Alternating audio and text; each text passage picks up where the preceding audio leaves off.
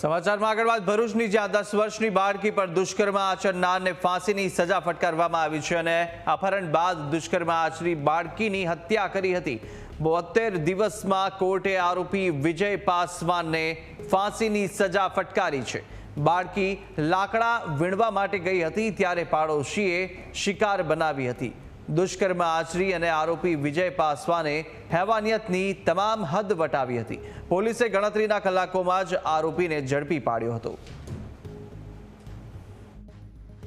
PM કરનાર ડોક્ટરે જુબાનીમાં એ હકીકત જણાવેલી કે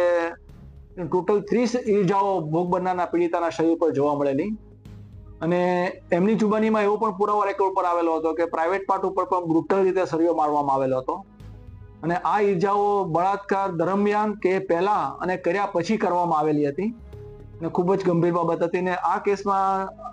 રેરેસ્ટ ઓફ ધ રેર કેસની કેટેગરીમાં લાવવા માટે દિલ્હીના નિર્ભયા કાંડના ચુકાદાને પણ ટાંકવામાં આવેલો સરકાર તરફે અને એવી પણ દલીલો કરવામાં આવી કે આરોપીનો ગુનો ભલે ગુનાહિત ઇતિહાસ નથી કે કઠોર ગુનેગાર નથી પણ એને જે રીતે ગુનાને અંજામ આપ્યો છે તે જોતા અમાનવી કૃત્ય છે એટલે રેરેસ્ટ ઓફ ધ રેર કેસની કેટેગરીમાં લેવા માટે દલીલ કરવામાં આવી અને કોર્ટે માન્ય રાખી અને ચુકાદામાં એવું વર્ડિક કર્યું છે કે તેનો જીવ ન જાય ત્યાં સુધી ફાંસીના માંચડે લટકાવી રાખવું।